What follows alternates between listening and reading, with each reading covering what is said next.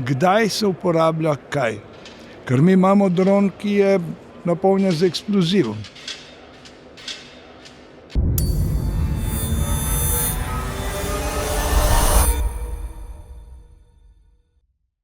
Gospodje, lep pozdrav. A se dobro slišimo? Mene dobro slišite? Ja. Smo na SIDEK-u, to je prvi tovrstni dogodek v Sloveniji, sejem obrambne industrije, pa tudi konferenca. Veliko mnenj se izmenja, veliko znanja se pokaže, pa konec koncev tudi ponosa. Veseli smo, da smo atmosferci lahko v okviru tega sejma tu, predvsem pa, da bomo zdaj opravili zanimiv pogovor. Naša sogovornika danes sta na Juretovi desni prva oseba, gospod Goran Gačnik. Gospod Goran, vi ste direktor podjetja C-Astral in z vami bomo govorili primarno o dronih, o tehnologiji, o razvoju, o evoluciji. Potem je pa z nami še podpolkovnik Slovenske vojske Bojan Trafela. To govorimo o dveh plateh ene medalje, ne? Torej, jaz bi tako začel. Jure, sem prepričan, da boš svoj pečat prvo vodo pustil. Samo še tole mi dovolj. V zadnjem letu, 2-3, če spremljaš geopolitično situacijo, pa tudi na splošno svet, dve izmed najbolj pogostih besed sta ravno umetna inteligenca, AI pa droni. Marsikdo o tem govori, marsikdo pa zelo malo o tem ve. Pa se mi zdi, da je prav, da odpremo to temo, pa da jo načnemo. Jure, zdaj pa preden spustimo gosta do besede, vidim, da si že nestrpen. Jaz bi ker sem pa posebno ponosen, ker ne sedimo dostkrat s tako tradicijo. Jaz bi gospodu Trafeli čestital za 40 let v službi domovine. Kot državljan se vam zahvaljujem. Evo, sem vedel, da bo prišel neki, ker nismo planirali. Pa hotel še povedati, da smo atmosferci zavzeli en tak zelo zanimiv položaj, sicer smo pod streho, ampak se mi zdi, da v današnjem času res zelo veliko vsi tako ali drugače gledamo v nebo. In ker smo glih avtomobilski podcast, meni se je zdelo blazno zanimivo, ko se droni začeli uporabljati, da smo mi lahko po zraku sledili avtomobile, ampak danes je pa to nekaj čist drugega. Tako da jaz bi vajdva gospoda prosil za začetek, če povesta vsak svoj aspekt pogleda na sodobne drone, na začetku letenja z dronov, kakorkoli, prav, da nam urišete malo, kaj se je dogajalo oziroma kaj se danes dogaja v zraku. Aha. Ja, v zadnjih 5 let smo priče res izjemnemu preskoku v razvoju dronov, ker droni so že odprej so bili, ampak so bili ročno vodeni. Ta preskok se je zgodil v tem kratkem času, ko so potem droni iz vodenih prešli na samostojne misije letenja, kar pomeni s programiranjem, z nadzorom in potem pridobivanjem teh podatkov nazaj. Tako da ta razvoj, odkrito povedano, je ukrajinska vojna pospešila ta razvoj. Jaz sem se prvič srečal z dronom 2004-2005 leta v Ameriki, ki je bil vojaški in je bil wow. Danes je to popolnoma zastarel model. In takrat sem že rekel, to pa je naprednost. Ja. In potem se je to zamrlo. Oziroma vojska je bolj sama pri sebi razvijala in skrivala te. Ni dala v javnost. Zelo malo. Zdaj se je pa zgodilo, da je tudi civilna družba prepoznala drone kot uporabno sredstvo. Gospod Trafela, kdaj ste pa vi prvič slišal zvedu za dron ali pa mogoče videl, se spomnite tega momenta, pa vaš pogled na to, kar smo začeli? Zanimivo smo začeli, a ne? Glede na to, da je bilo že povedano, da nekaj časa sem na zemlji, je tudi pomeni, da sem se že srečal s tem.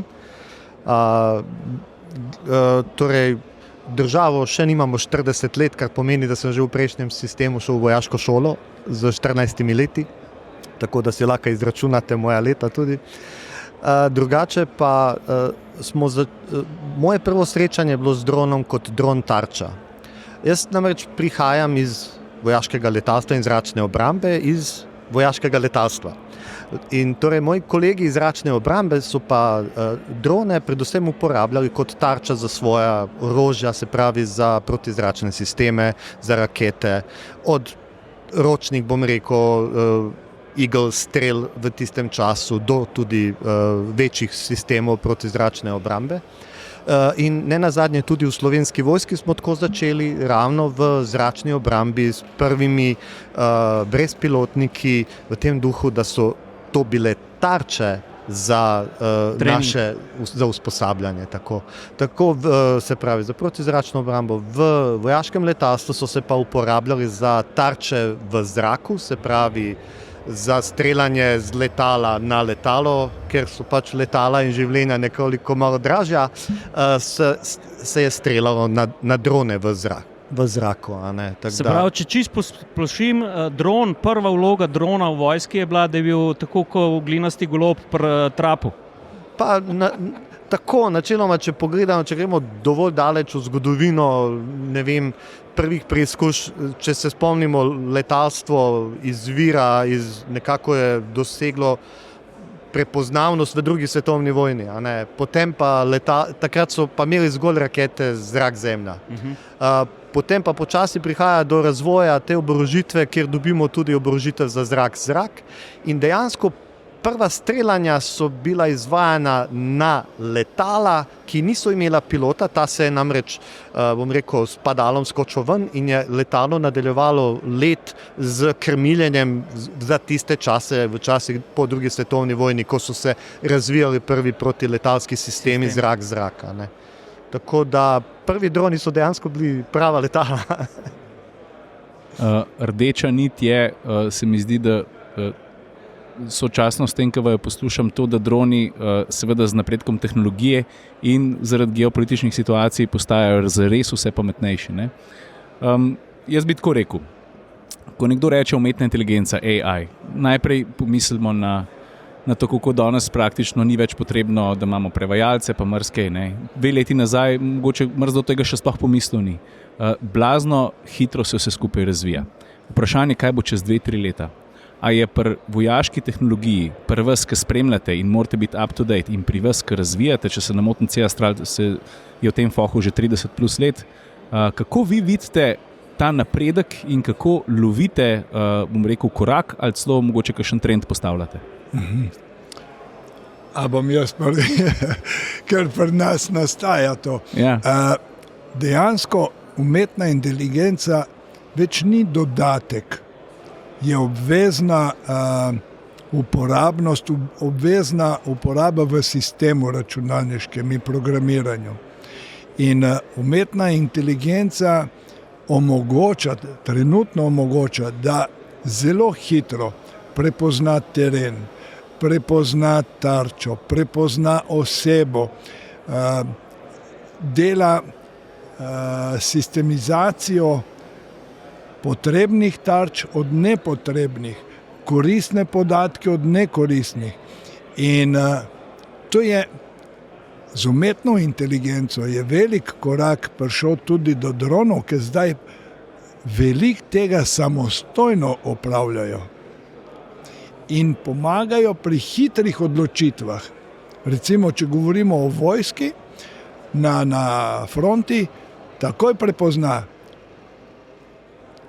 recimo sovražni tank od svojega, čeprav sta enaka modela, čeprav je vse, ampak ga prepozna. In to je pomembno zdaj.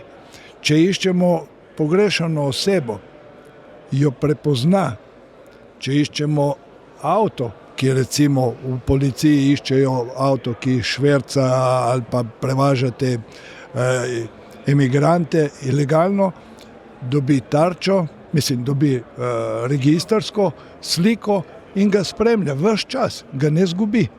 Velik premik je v tem in jaz mislim, da bo še bolj. Pa enako velja tudi za uporabo dronov, bom rekel, izven obrambne industrije, ne? Se so marsikaj sposobni rešiti, pomagati?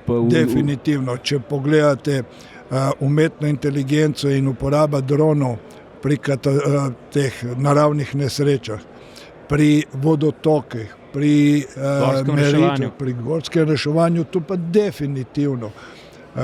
En dron je, letenje našega drona košta vse skupaj s polnjenjem baterije 3 evre. Ura letenja helikopterja pa vemo, koliko je, čez 2500. Podpolkovnik Trefela, zelo zanimivo izhodiščno vprašanje za umetno inteligenco dronov. Jaz vse pripadnike Slovenske vojske, ki sem jih spoznal, se res vidi, da imajo fantje in dekleta srce pod uniformo. Govorimo o častnih ljudeh. Kako pa drona, ki nima srca, naučiti, bom rekel, pravilnega vojaškega obnašanja?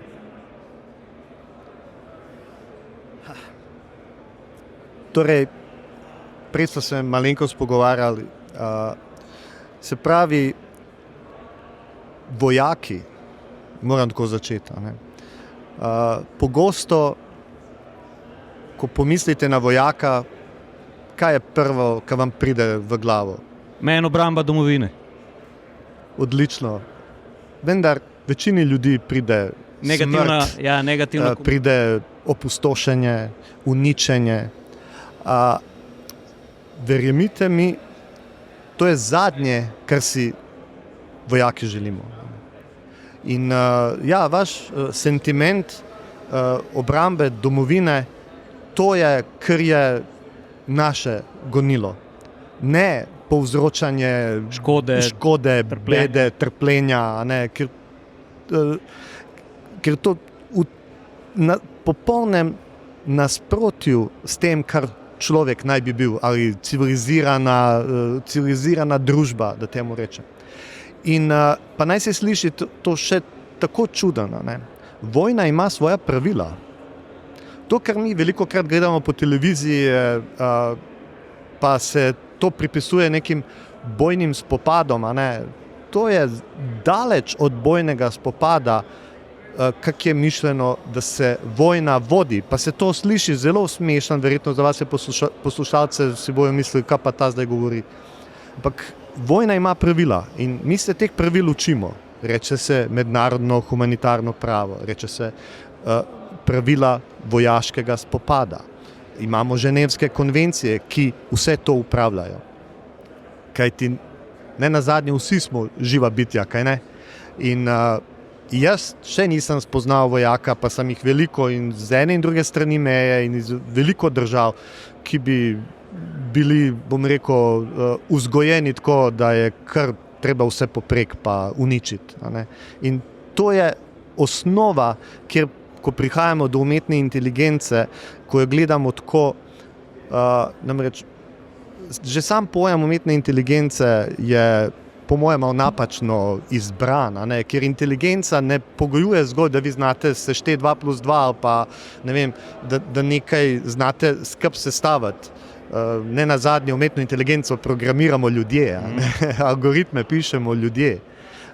Tako da, ali je to inteligenca? Inteligenca pri meni pomeni tudi, da se tisto, bom rekel, bitje, ki jo ima, tudi zaveda samega sebe. Pa ne želim biti preveč filozofski, daleč od tega. Jaz pa mislim, da je to nujno potrebno. Da ob tej tematiki, ko govorimo o strojih, konec koncev o spopadih in o reševanju, da poudarimo ravno to, o čemer vi govorite.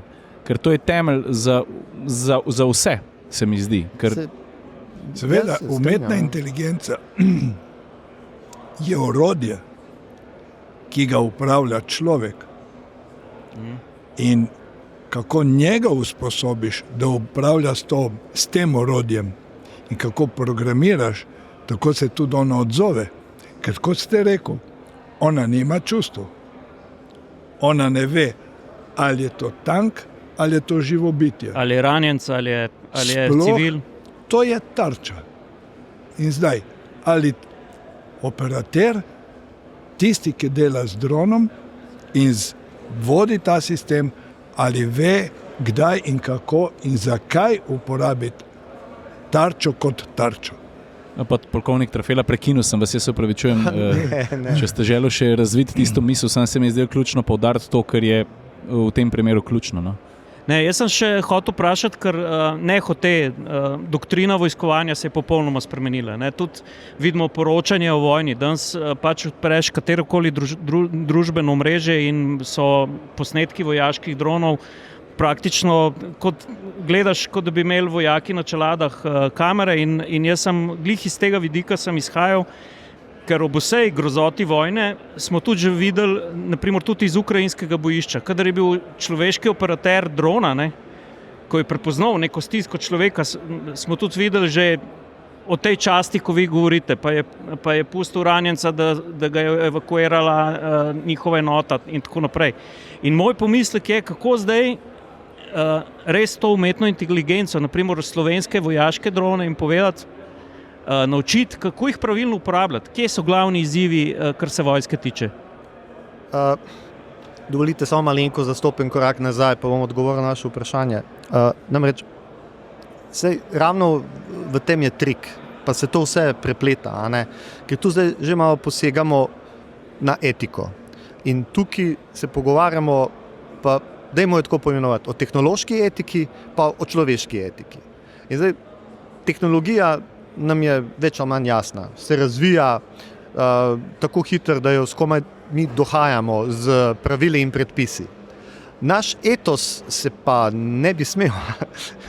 Namreč tisto, kar smo se naučili v zibelki, kaj so nam starši položili kot otrokom, to mi s sabo nesemo, ali se mi tega zavedamo ali ne.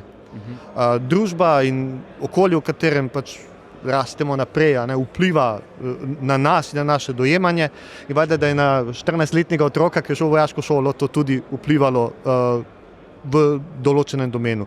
Se pravi, pri meni je to naredilo, prej sem povedal tako, da po vseh psiholoških analizah sem pes čuvaj. Kako je Jure? Ne pa volk, samotar, ne vem koga. Ne.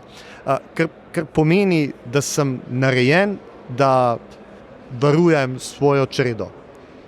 In to je bistvo.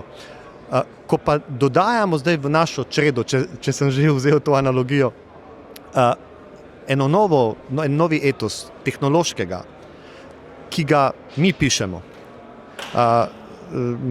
mi kot civilizacija, je zelo, zelo pomemben, da se tega zavemo in da si postavljamo meje. V tehnologiji je to zelo težko. Namreč razvijalci tehnologije, če jih začneš omejevati, zelo hitro bomo prenehali dobivati rezultate, želene ali neželene. Namreč včasih tudi neuspeh pokaže pot do uspeha. Ampak ravno v tem je ta trik, ker na koncu dneva, pa če mi dovolite malo svobode, mi govorimo o človeku kot humanem bitju, če pogledamo pa malo nazaj v zgodovino, pa ni treba dalečiti, ugotovimo, da je pa človek sposoben najbolj nehumanih dejanj, kar si jih lahko predstavljamo. Še danes. Ne rabimo daleč gledati, ne od sebe, ne televizijo prežgemo, pa imamo tam. In tu prihajamo zdaj do tega, kar sem hotel poudariti. In sicer, da pri dronih, pa ali imajo AI ali ne, se pogovarjamo o neosebnostnem stiku z realnostjo. To je nekdo za neko konzolo, mogoče ima očala na glavi, gleda v zaslon, sedi v varni, klimatizirani pisarni, po večini, ni nujno, da, in se bojuje z nekom, ki je lahko na drugem koncu sveta, nima nobenega stika, preko 2D kamer se ne da vzpostaviti empatije in sočutja do človeka. In tu moramo mi, civilna družba, industrija, narediti zadeve, da onemogočimo tisto, kar je najslabše v nas. Ker to smo dokazali, to znamo. Ali se znamo ustaviti in to pretehtati in premisliti, prednost se spustimo v kaj takega, imamo tudi posnetke, ko padajo bombice na ranjence in tole. To je pa po mednarodnem pravu prepovedano. Pravzaprav ranjencu moramo pomagati. Torej, to je v direktnem nasprotju s tistimi pravilimi vojne z našega začetka. Ja. Jaz, ko sem še mlad, pa so me učili teh pravil, so rekli, da to se sliši smešen, ampak če bi se vojne šli po pravilih, je bilo hiter konc. In pa vidimo, da temu ni tako. Pa se opravičujem za tako malo daš. Super. Povej. Ne, kar... Če gremo malo nazaj, pa smo konkretni. Prej ste, gospod Gašnik, že omenil, da marsikaj znajo droni. Tehnologija je napredna, sposobna marsičesa, ampak v enem trenutku pa pride tudi, ko mora dron najbrž v neki obliki predati neke podatke osebi, ki je odgovorna. Kako je to videti? Pa če smo še bolj konkretni, to je stvar softvera, to je stvar programa. Kako uskladite to? Ker podpolkovnik je rekel, da po eni strani ni dobro, da se kreativno osebo razvijalca omejuje, po drugi strani pa morate imeti nek strog set pravil. A je to težko po tej meji plesati oziroma ustvarjati? Ja, včasih so zahteve bolj, bom rekel, bolj ostre in v tem je pa ten point, kako mi kot proizvajalci razumemo zahtevo klienta in kaj mi lahko naredimo in potem ta, recimo, bom rekel tako, pod narekovaji konflikt, mi v svoji praksi delamo tako, da ublažimo nekakšne velike radikalne posege, ki bi klient hotel. In enostavno povemo, naš softver to dovoljuje, več kot tega pa ne samo, da ne dovoljuje, ampak ni etično, ko smo rekli, ni etično. In ker ni etično, ne bomo imeli noter v softveru. In to je včasih res vprašanje, kdaj se uporablja kaj. Ker mi imamo dron, ki je napolnjen z eksplozivom. In kdaj se uporabi? Ali bo operater ga uporabil na bolnico, na šolo ali pa na vojaški objekt, na fronti. In tukaj je ta etična meja, ki je podpolkovnik resnično zelo dobro povedal. Naša vojska ima etičnega obnašanja, nima maščevalnega. In tisti trenutek, ko postaneš maščevalni, nastajajo grozote.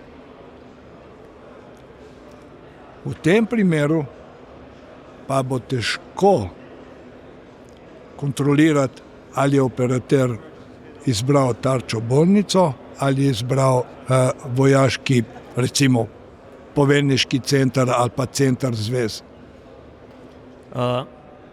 Čeprav, se opravičujem, čeprav ga program tudi opozori. Ja, se ga mora najbrž, ne? Ga pa opozori, definitivno, da je to civilna stavba. Prav zaradi umetne inteligence, ker je prepoznala. Se pravi, mi umetno inteligenco lahko naučimo tudi tako daleč, da vojaku potrka na vest. Ja. Super, to je kar pomemben podatek. Na misel mi je še prišlo, ki je kar močna beseda, dron opremljen z eksplozivom, ne? Kaj bi tak dron lahko naredil v civilni družbi? A se motim, ali se tak dron lahko uporabi naprimer za proženje nevarnega snežnega plazu? Ali pa, bom rekel, Ne. Ne, ta naš ne. Je premočen? Okay. Se hotel biti malo romantičen. Težko. Bomo pa v hriba odnesli. Kje pa letijo vse vaši droni? Kako? Kje vse letijo vaši droni? Predvidevam, da ne samo v službi Slovenske vojske. Naši droni letijo po vseh kontinentih. In mi smo ponosni, da jih je veliko večje število v civilni uporabi, v civilnem nadzoru. Recimo Indonezija, Filipini, imajo kontrolo nad prometom ladij, ki jim ki plujejo po enem tam njihovem kanalu, ki ga oni hočejo kontrolirati. V Avstraliji leti za nadzor obale pri zgodnjem obveščanju za prihod ali pa detekcijo morskih psov. Res? Ja.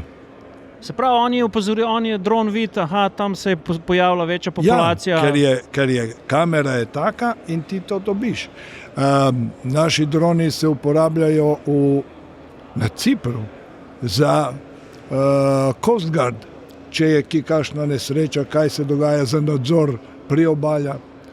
Tako da je velik ta, bom rekel, diapazon uporabe.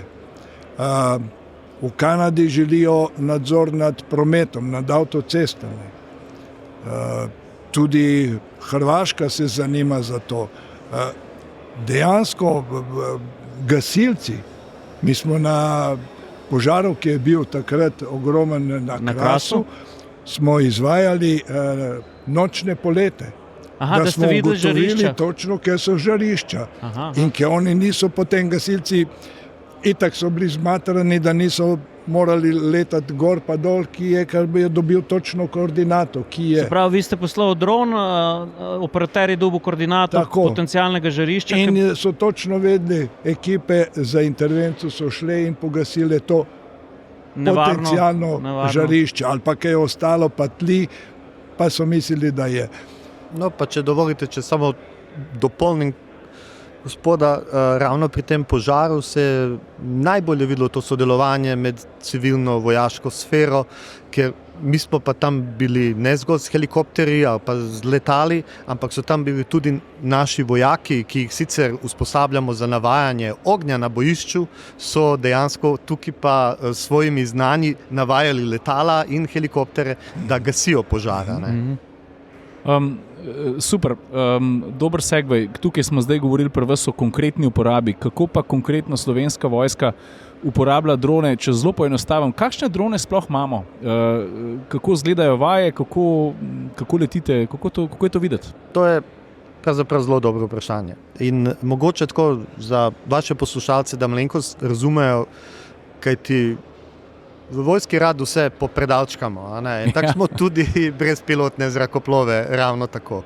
In poznamo 3 osnovne razrede, rečemo jim zelo enostavno prvi, drugi in tretji, kjer prvi razred in jih delimo po teži. Prvi razred se konča pri 150 kg maksimalne vzletne teže, naslednji drugi razred, ki mu rečemo taktični, se giblje med 150 in 600 kg in nad 600 kg pa prihajajo bolj taki brezpilotni zrakoplovi, ki jih večinoma poznamo iz filmov in so tudi najbolj obsežni bili v vojski nedolgo nazaj. Govorim o zrakoplovih, ki nadzirajo bojišče, izvidniško obveščevalno in tudi bojno delujejo. Ker so tudi ta zadnja kategorija je tudi najbolj podobna letalom, verjetno, ne?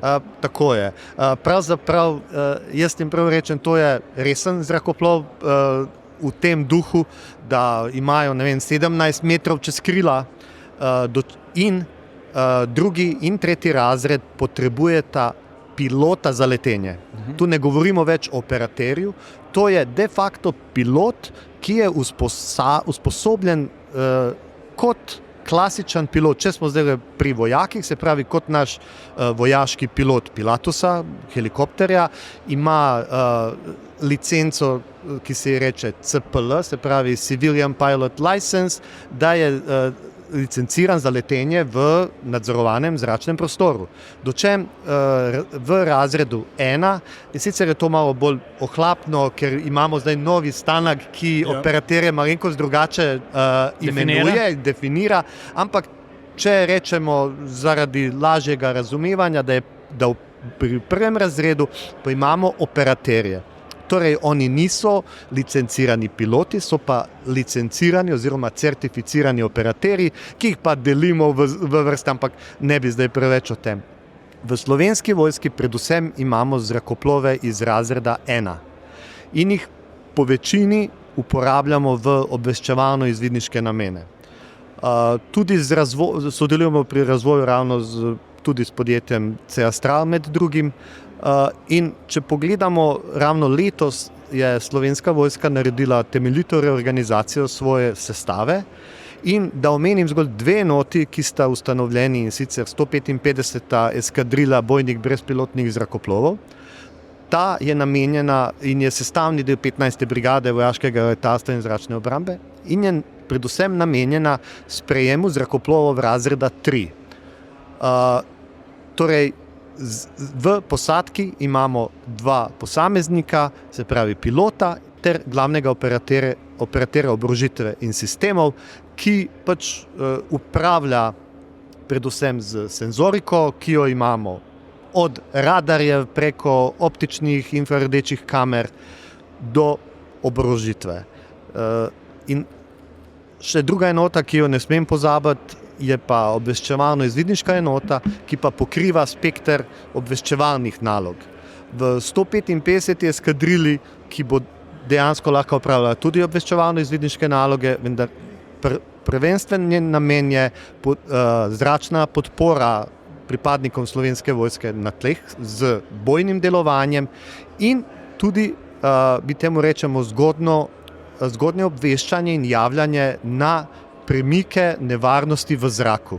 Kar pomeni, da dobivamo nekako en zrakoplov, ki bo sposoben zaznati tarče tudi v zraku in predvsem manjše tarče, torej nasprotnikove drone oziroma manjše brezpilotne zrakoplove, preko svojih sistemov povezovanja pa lahko potem prenaša te podatke sistemov zračne obrambe na tleh, ki lahko potem na te tarče delujejo, če so za njih zanimivi, oziroma tudi takšni brezpilotniki lahko delujejo tudi na tarče v zraku, dočem obveščevalno-izvidniška enota se bo pa osredotočala na obveščevalno-izvidniške naloge. Oni sami v svojem nastroju nimajo tega bojnega efekta. Eno zelo pomembno vprašanje se mi zdi, nedavno smo se atmosferci vrnili glih iz področja, ki je v času našega obiska so se pojavili ti skrivnostni droni na severu Danske v neposredni bližini letališča Aalborg. In moram reči,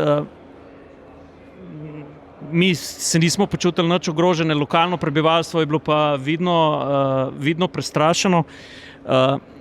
Podpolkovnik, kako varni smo Slovenci, kako varno je slovensko nebo? Kaj v tem trenutku smo že sposobni, bom rekel, čisto konkretno v protidronskem delovanju ali pa o pomoči vojske z droni? No? Okay. Prvo, zelo enostavno odgovorim na vprašanje je, da smo v Sloveniji lahko prepričani, da smo zelo varni.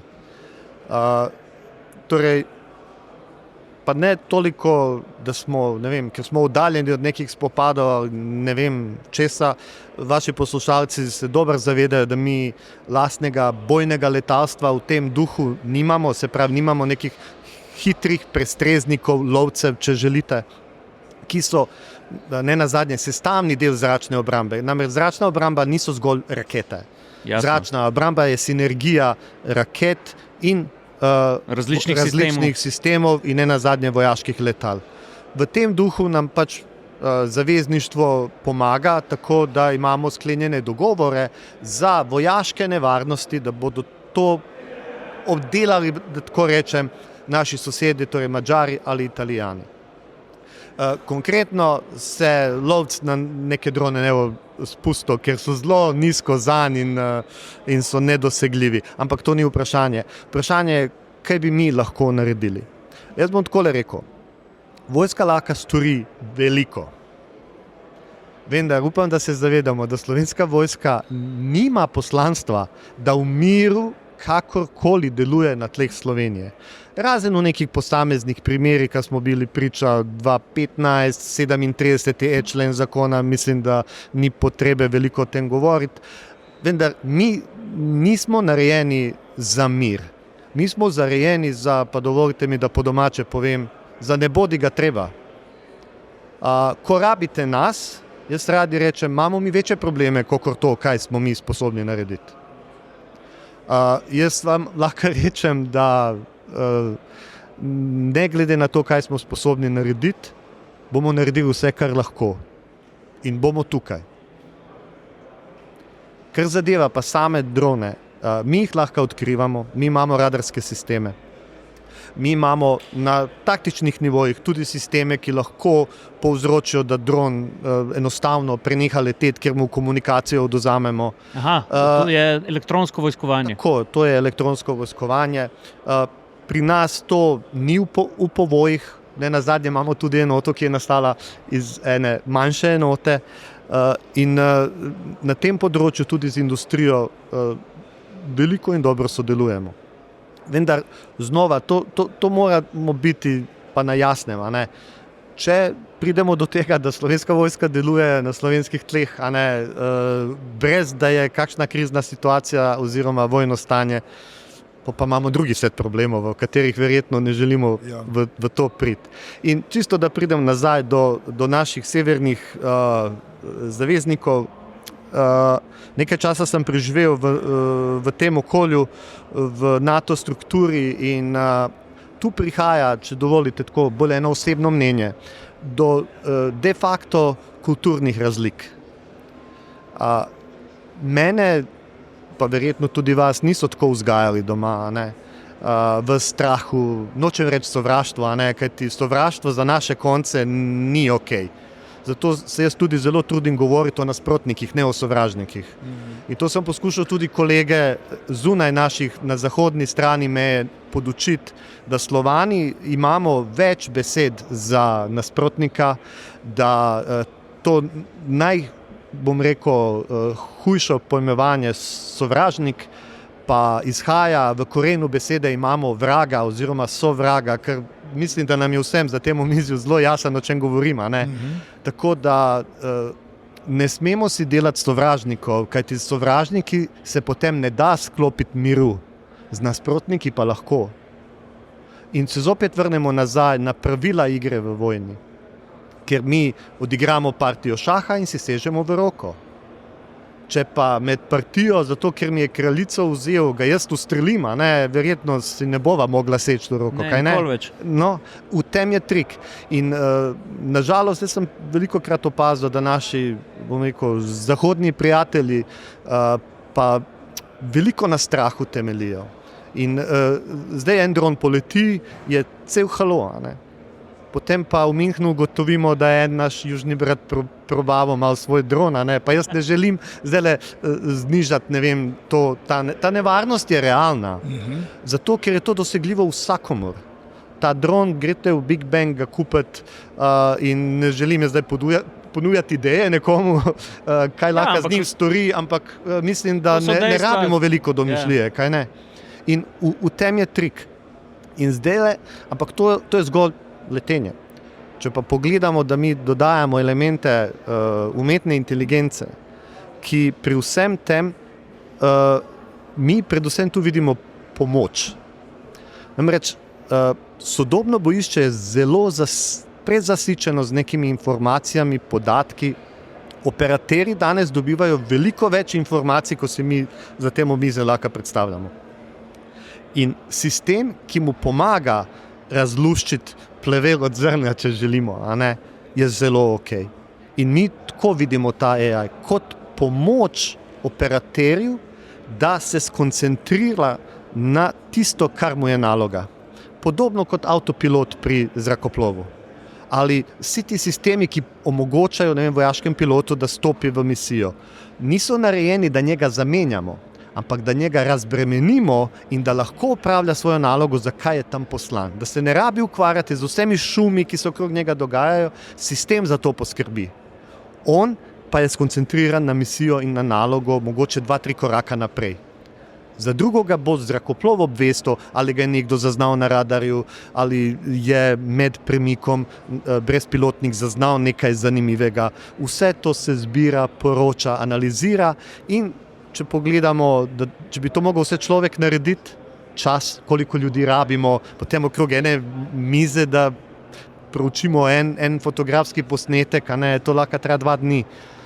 Dobro sprogramiran računalnik s dobrim algoritmom in bazo podatkov, ki je tisto, kar je pomembno. Ja. A to je, da tisto, kar je zaznal, da on z nečem primerja, da on reče, da je to šola, da je to tank, ne bodi ga treba, ne vem kaj. Vse to mora človek narediti, da se potem v nalogah pomaga. In to je nekako, ko sem jaz razmišljal za tale najdanes pogovor, dejansko jaz vidim tako eno rdečo nit, da nam pomaga, ne da nam poveljuje. Ja.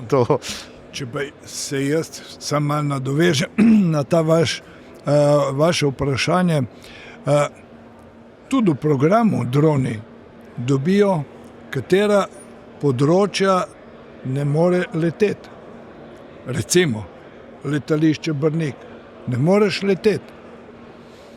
In zdaj je tukaj samo ena stvar, ki je pač birokratska. Tehnologija gre svetlobno hitrostjo naprej. Birokracija pa koraka na počasi. Ali pa celo kakšen korak nazaj. In to, kako zakon, kako dati, mi zelo, jaz bom rekel, perfektno sodelujemo s Slovensko vojsko. Od testiranja do vsega, celo do tega, da od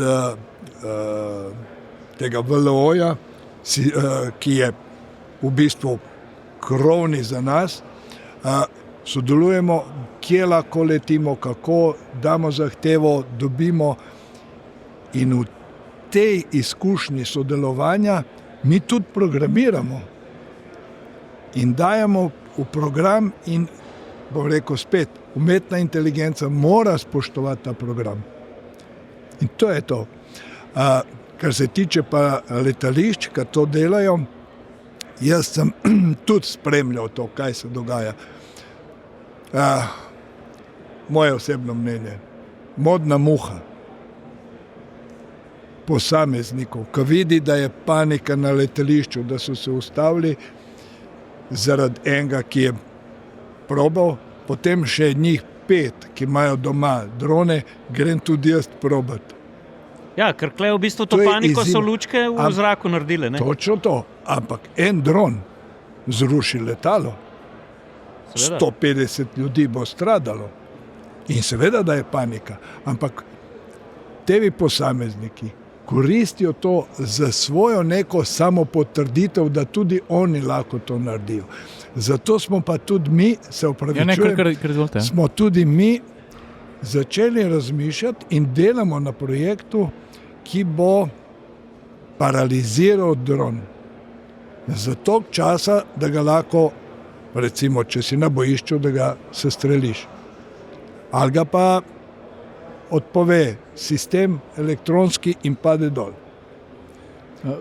Govorili smo o nasprotnikih, ne? Ja. Kdo je pa največji nasprotnik? Zdaj, po eni strani ste rekli, pospeševalca razvoja je, hočeš nočeš, tudi vojna v Ukrajini, ker se zdaj zelo veliko zdaj dogaja. Ne? Kdo je pa največji nasprotnik C-Astrala? Ali je to pridobivanje kadra, ali so to konkurenčna podjetja? S kom vi režete ta kos pogače? A imamo v Sloveniji kakšno konkurenco? Kaj se dogaja v tujini? Kako izgledajo vaše dnevne borbe na tem področju? To me zanima. Glejte, vse povsod je konkurenca in mi pozdravljamo konkurenco. Po mojem smo mi ena od redkih podjetij, ki pozdravlja konkurenco, ker potem vidimo, kaj so oni naredili in hitimo 2 koraka naprej. Zaenkrat smo mi 2 koraka naprej. Res je, da smo majhno podjetje z manjšimi kapacitetami, ampak naši droni so po naročilu.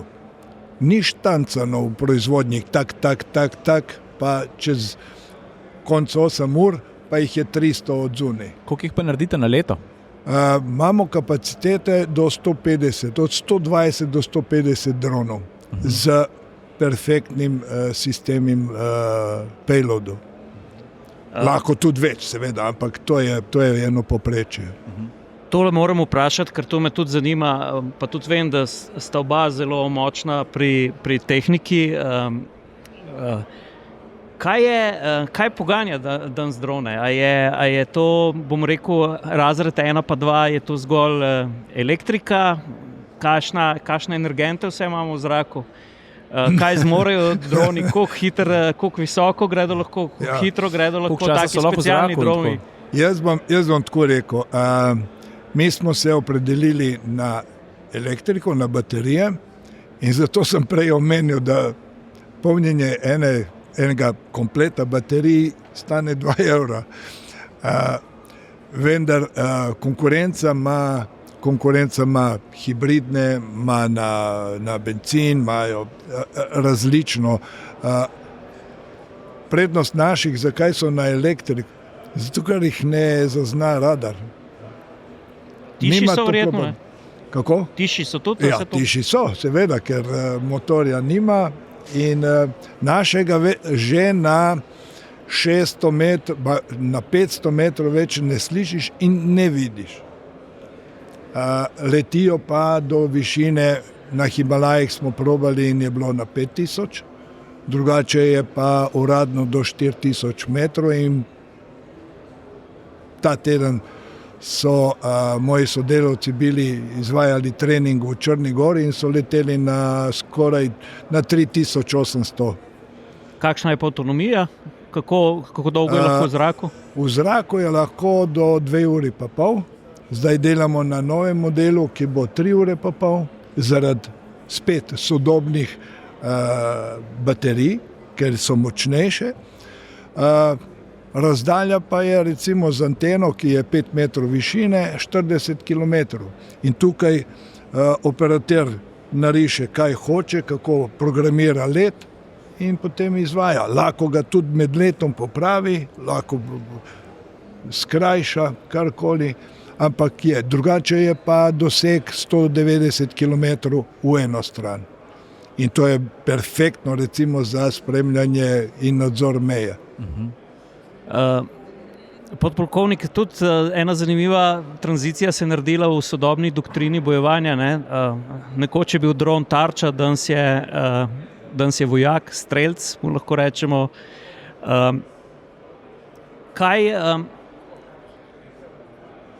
Vedlo se včasih, tudi sam ste že omenil, klasično vojskovanje, kot smo ga poznali ali pa razumeli ali pa gledali na filmih, preletelo je nasprotnikovo letalo, zračna obramba je naredila svoje.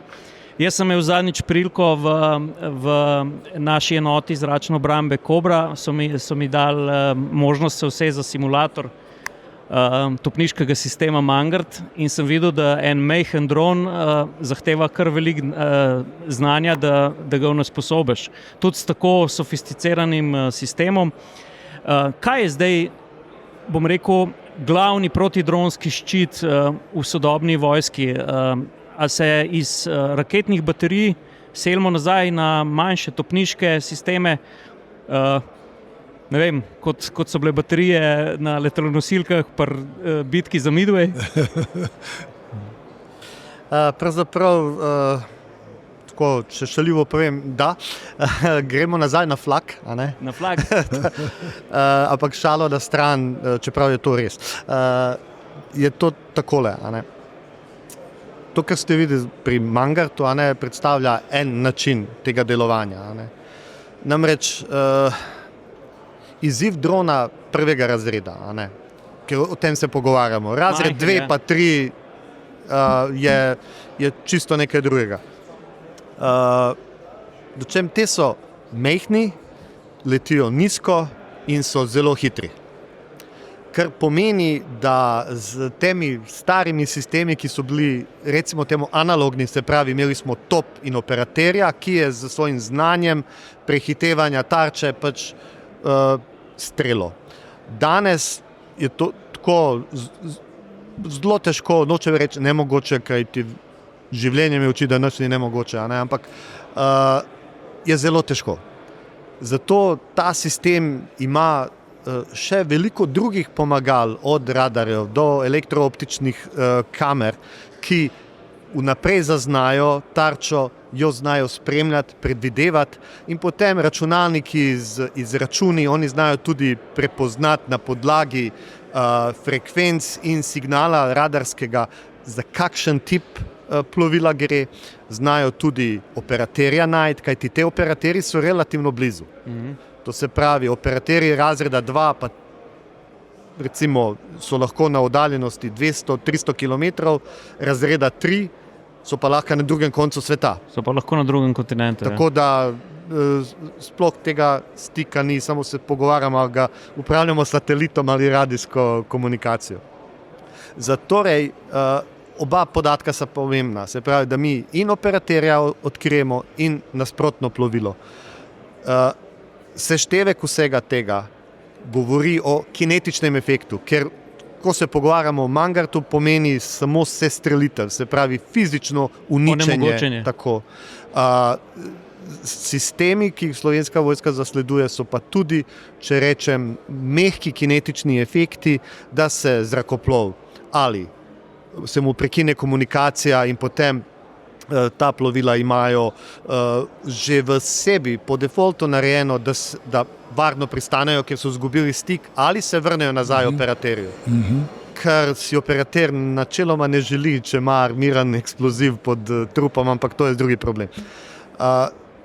Imamo možnost tudi elektronsko prevzeti zrakoplov, ga na varno pozicijo pripeljati. Namreč potrebno se je zavedati, da vsi te zrakoplovi na sebi imajo ogromno informacij, ki so za nas vojake zanimiva. Pa mogoče ne za mene, ampak za tiste kolege iz obveščevalne enote, ker na takšnem plovilu lahko oni pridobijo veliko informacij, s katerimi mi potem naše baze podatkov lahko upgradamo v sistemu lažjega prepoznavanja, odkrivanja frekvenc in vsega tega. Ker dejansko to kinetično uničenje na koncu dneva niti ni več toliko interesantno. Tudi z vidika vojaške časti, če izhajamo iz začetka letalstva, je verjetno težji udarec, da ga prizemljiš, da ne more leteti. Da, bi rekel, pa naj ga vozi pilot ali pa umetna inteligenca. Ne vem, če bom vprašal preveč, a droni Slovenske vojske letijo vsak dan? Oziroma iščejo, nadzorujejo? Takole je. Odgovoril bom tako. Kadar letimo za potrebe lastnega usposabljanja ali vaj. V Sloveniji, pa to ni političen odgovor, to je odgovor, ne letimo samo zato, da bi leteli. In ne nadziramo nobenega slikovnega gradiva, ne pošiljamo drugem po TikToku ali kaj takega, ker to je pri nas tako resno nadzorovano, da je, mislim, sploh ni vredno omembe. Bi bilo, če me razumete v kontekstu, žaljivo sploh, da bi se o tem debatirali. Ker sploh to ni naša naloga. Naša naloga je, da smo usposobljeni, zato imamo misije, da letimo v nekem okolju, ki je bolj blizu, bi rekel, dejanskim kriznim razmeram. Zato mi letimo za namene usposabljanja operaterjev, ki morajo biti vrhunsko usposobljeni. Ne nazadnje jih usposabljamo, lahko rečem, po letalskih standardih. Zato je tista birokratizacija, katero ste omenili, včasih se to zdi zelo, pa kaj nam je tega treba? Jaz odgovorim takole. Mi se moramo naučiti delovati 150%, ali pa, ker je to fizično nemogoče, 100%. Zakaj? Zato, da lahko potem mi vklopimo našo improvizacijo na 50%. Zato, ker vemo, čemu se lahko izognemo. Da bi do tega prišli, moramo imeti vrhunsko usposobljen kader, vrhunsko tehniko, samo tako. Drugače, mi štirje, če se usedemo, bomo naredili en dron v garaži, ali bi jaz z njim letel na bojišču, verjetno ne. Razumem, ja. Razumete? Se pravi, predvsem zato, ker nisem operater. Ampak, če tako pogledate, to je taka ena zanimiva sinergija tega. Zato včasih se zdi mogoče nekomu, da se mogoče komplicira. In tu nekako želim o kolegih iz VLO-ja by the way, to je vojaški letalski organ, ki je nekako enačaj civilnemu letalskemu organu v civilni sferi. To je njihova naloga, da skrbijo za varnost zračnega prometa vojaškega. In zato se je pač treba določenim zadevam prilagoditi, da naredimo pravi izbor med operaterji, da jih usposobimo in da oni varno letijo, ker letijo predvsem nad našim nebom. In to je bistvo. Jasno, ja. Ja, se mi zdi, da smo zdaj lepo zaokrožili vse, o čemer smo danes govorili. Tolkenih informacij smo zvedeli z vajene strani, predvsem pa se mi zdi, da je pomembno, da smo tehnologiji, ki se mi zdi, da ni tako poznana, čeprav o njej poslušamo vsak dan, dali eno človeško noto, za kar se vam zahvaljujem. Tale naš pogovor bo objavljen po SIDEC-u 2025, bi pa ljudi pozval, da če se bo ta dogodek pri nas ponovil, ali bo to bienalno ali bo vsako letno, zares ne vem, bomo dali to informacijo ven na kakšnem linku od spodaj. Vabim ljudi, da pridejo pogledati, ker je to res prizorišče, oziroma v teh halah je toliko enega znanja, pa verjamem tudi priložnosti. Hvala, da ste prišla, ampak preden pa zaključimo, bomo pa zdaj kar čist ven stopili. Atmosferski podcast ne bi bil atmosferski podcast, če vam ne bi postavil eno tako čisto osnovno in zelo pomembno vprašanje, pa ker ste vi ravno nekaj povedal, gospod Gačnik, vas pozivam, kateri je bil vaš ta prvi avto?